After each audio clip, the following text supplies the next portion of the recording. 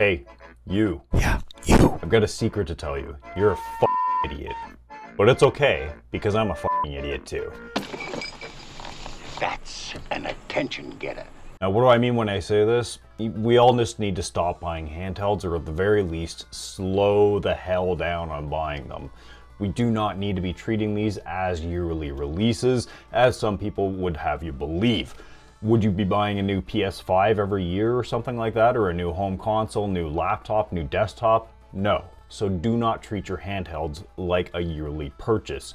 Hell, even cell phones are really good now, lasting 3, 4, 5 years even, and being most of the way usable. Now, I get it, and this is why I'm calling myself and you a fucking idiot, is because people really clamor for these upgrades, and then that brings on the fear of missing out, or FOMO mentality. And with that, I fully expect for the Xbox Ally X and the non-X version, as well as the Legion Go 2, MSI Claw, anything else that comes out with the Z2 Extreme chip, people are going to buy, and they really probably shouldn't, especially if you already own any type of handheld right now. You can think about it, but don't do it.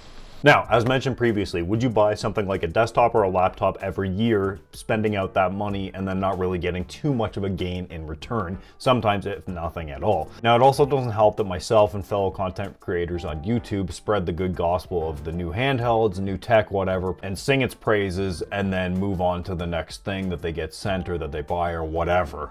Meanwhile, the average Joe or yourself, or hell, even myself, really we're only going to be able to afford and use one handheld at a time if we're lucky. Remember that these are luxury purchases. These are not must-haves, especially if you have something like a laptop, desktop, or home console already. These handhelds are very complementary to that, but again, it is not a necessity, and if you don't have anything at all, your money would be very well spent on a desktop or laptop versus a handheld for the versatility. Now, as well, on the YouTube front of things, I'm guilty of this myself as well sometimes, but I try to be very clear and very upfront when I get something sent for free to keep or that I have to send back. Typically, I do not title any of my videos a review if it's something that's been sent for free to keep, because in my mind, no money is on the table on my side. It's all going to be on the consumers. So I can sit there and say, yeah, this device is going to be really great, but because I didn't personally spend the money on it, I really have no emotional ties to that or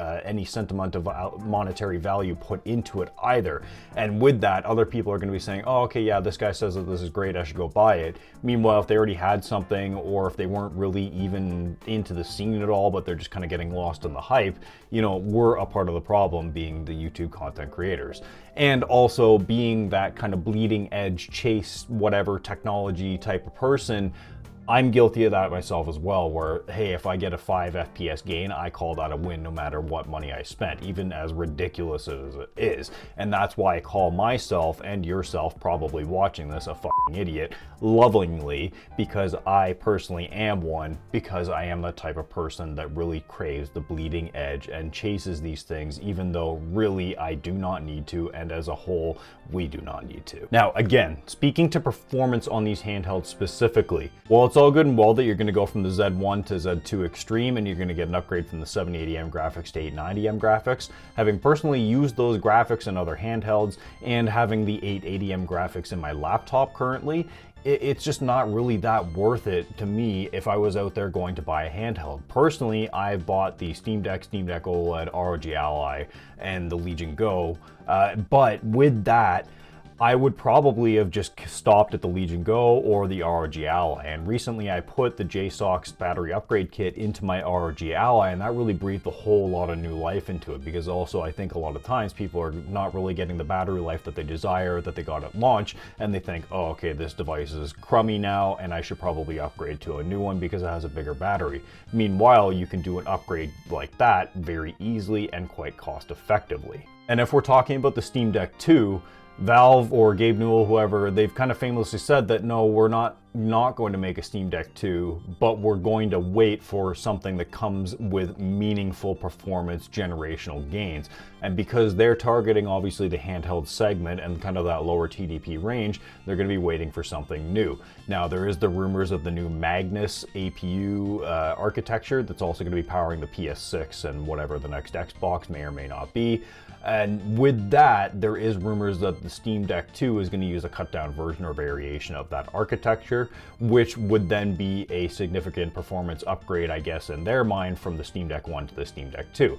And it would really line up with that 2026, 2027 spot of being a typical kind of home console release. Now, Steam Deck or Valve has the advantage of selling their consoles at a loss or for dirt cheap on the dollar, because they're going to be making back a lot of their lost money in these sales through Steam. They get their 30% and all is good and well. But meanwhile, manufacturers like Asus, Lenovo, MSI, they do not have that luxury. They need to keep pumping these things out as if they're yearly releases of new laptops.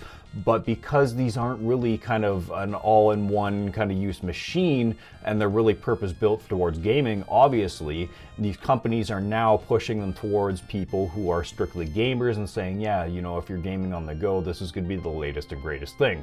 Meanwhile, these handhelds are selling for double or triple the price of a base model Steam Deck. And that's because there's no real way for them to sell at a loss and make it up in the future, because they don't have a storefront. Now, things like Lenovo, they've got their little launcher stuff that launches up, in Asus, they've got their little stores that you can go into that they're kind of partnered with, but I guarantee very few, if any, people actually use those stores, and thus Asus and Lenovo and whoever else, like, they're just not getting that kickback from that as well. So because these are basically a one and done purchase for the consumer and the manufacturer, they need to make as much money as they can possibly to make as much money back from what they spent on the R&D, the material costs and everything, paying their labor, everything. And again, they need to compete with things like the Steam Deck that are severely undercutting their prices by, again, like double the price. Now, obviously, we're going to get all these massive performance gains with the Z2 Extreme over something like the Steam Deck. But again, if you already own like an ROG Ally Original, the performance difference isn't really going to be that great. And personally, I would suggest for you to wait for something like the Z3 or Z4 Extreme, depending on what they do with the naming. But basically, wait for something like the Steam Deck 2 to launch. And even if you're not interested in Steam Deck or SteamOS, wait for that chip to launch and then just wait for all the other handhelds to be coming out and around that, featuring that new technology, that new architecture. Hopefully we'll get things like FSR 4 included at that point. And then at that point, I would say yes. If you're going from an original ROG Ally, ROG Ally X, Steam Deck OLED, at that point, it is a good time to upgrade in that theoretical, magical fairy tale land. But unfortunately, we don't live in that magical fairy tale land, and these are just getting released yearly with like maybe 5 to 10% increases in performance, a little bit more RAM. Some developers like Lenovo, they're taking things to the next step and doing an OLED screen this time, whereas Asus, they're playing it safe and basically just making an extended like PS Portal, Xbox, whatever monstrosity with a little bit more of a powerful chip. But again, I need to emphasize that because these handheld prices are so high from places like Lenovo, Asus, MSI, that's really not their fault, and Steam Deck had obviously the advantage of being a first mover, but also having that subsidized cost, similar to something like a Nintendo Switch or PlayStation would have with the subsidized cost, making it again up in those game sales after the fact. But no, these guys have to treat them like laptops, and I think if they did do maybe semi-yearly, like every other year release, they would probably fall off in popularity, and a lot of manufacturers would just kind of ditch the handheld scene altogether. So they need to keep pumping them out to maintain relevance in sales to justify the future devices, which in turn means people are going to be buying these things every year, and they really shouldn't be. Now, dark times really are kind of approaching and are here, really, to be quite honest, for electronics, food, a lot of things because of these tariffs, and not even tariffs alone, but that's a big thing, but also just spending power, earning power as a whole, especially in Canada and North America, has not really kept up with the natural inflation either.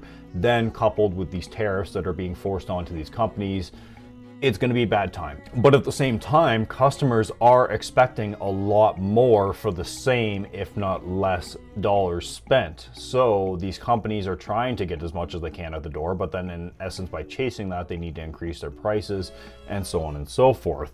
And then in the end, we're just usually mostly just given kind of slop or whatever, like a very lazy second iteration of something, and just people will buy it because they want the new one, they want something more powerful. YouTube content creators will push it and sell it, saying it's the greatest thing since sliced bread, even though your original one is still fine. And so the cycle continues. So with all that being said, I would say that if you have no handheld right now, but you already have a desktop or gaming PC, just go for a Steam Deck. If you want to treat yourself, go for the Steam Deck OLED. You can find these things used in abundance now.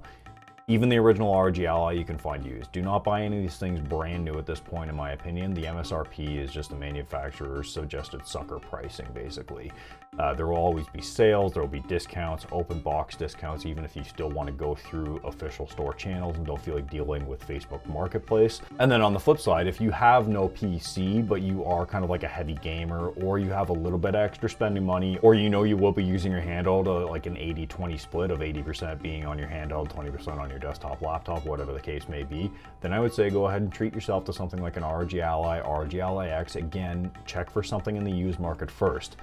If you can wait for the Legion Go 2, wait for the Xbox Ally X, see what those prices are like, see if they fit with your budget, see if the performance is enticing enough for you, and then make your decision. If you can wait even further, or if you already own a handheld right now, wait for the Steam Deck 2, wait to see what they have to push out alongside those chips and the other handhelds that start branching off once the Steam Deck 2 comes out, or even in the lead up to, and then upgrade at that point. Again, there's really no need to upgrade every year. And yes, I know that these handhelds are kind of like at the very bottom barrel of performance, and that by getting a 5 to 10% upgrade, yes, that is massive in some games on a handheld. You don't need it, trust me. Even with the advent of like things like lossless scaling, that can help you out on the Asus ROG Ally or Legion Go with a high refresh rate screen. Even on Steam Deck, SteamOS now, you can get it running up on there as well. Try other things, maybe buy a new battery for yourself, get some new battery life, double your storage size, do something other than buying a new handheld, just to increase your enjoyability with your current one and to help curb some of that FOMO mentality. You can breathe a little bit of new life into your device and save a few $100s in the process. That'll do it for this one. I guess it was kind of like a semi-rant, but also a more serious discussion as well of like, hey, we just need to slow it down on these things, guys. If you agree, leave a comment. If you disagree, feel free to leave a comment as well. Let me know why. Let me know if you think that the yearly release schedule for these handhelds is a good idea, bad idea. I'd love to hear everyone's comments on this. If you took offense to me calling you a fucking idiot, I did mean it lovingly, because I do call myself a fucking idiot all the time in that sense. It wasn't with malice, it was with love, I swear. And as always, I hope you all have a great day.